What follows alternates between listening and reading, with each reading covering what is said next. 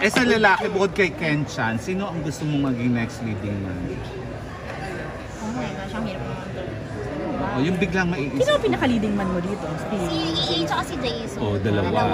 Laging dalawa. Lagi ka naman Ayaw, ganun eh. O sino yung next na gusto mo? Bukod kay Ken, na crush mo. Pwede naman gusto ko lang maka-work. Hindi ko Oo, crush sige, yun. sino? Teka lang po. Alden ka na. Oo nga eh. Sino pa? Hindi ka pa nakadindong.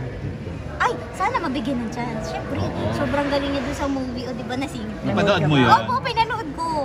Pero So, nung nag-get ka ding-dong. sa, sa Family Feud, hindi mo ba siya hiniritan na kayo nag-usap na maging... Siya po nagsabi actually. Nag-comment nga siya. May nag-post ako after nung family feud. To sabi niya sana mag-work ako. Oh, yun Mas naman bongga pala eh. yun. Sana po. Pag Oo, mag-work sana kayo. mabigyan Ano ng gusto chance. mong role niyong dalawa if ever? Anong role, ano siya, ano ka? Parang gusto ko na very protective kuya. Family. Kuya? Ay, gusto niyo ba love team? Sorry Love ang team. pangit ng reaction. Ano ba?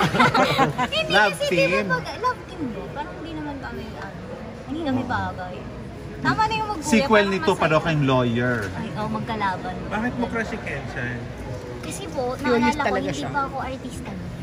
Tapos napanood ko siya sa Destiny Rose. Eh di ba sabi nila, yung mga actors, mga guy actors, kapag ka ganung role ka na, is ibig sabihin talagang magaling ka na. So naggawa niya ng maganda. Naalala ko, hindi naman ako nanonood ng serye, pero nung Destiny nakita ko yung Destiny Rose, pinapanood ko, sinanap ko talaga sino yung actor. Doon nag-start. Na-meet mo Sobrang na siya? galing. Yes, ilang beses naman ako. Alam niyang crush mo siya. Opo. Ang sabi niya? Wala. Hindi siya Wala kinikita. naman. So dahil sa Siyempre, hindi ko naman sa, uy, crush kita. Hindi ko naman gagaling. So dahil sa acting, Pero knows niya, Opo, di ba? opo. dahil Dahil sa sa physical or Hindi naman po. Opo, parang hindi ako kasi magaling. Pero knows niya na crush mo siya. Opo. Paano niya nalaman? Sinabi mo? Hindi, Hindi, sinabi nalaman nung makeup artist ko. Pareho kami ng makeup artist. Oo.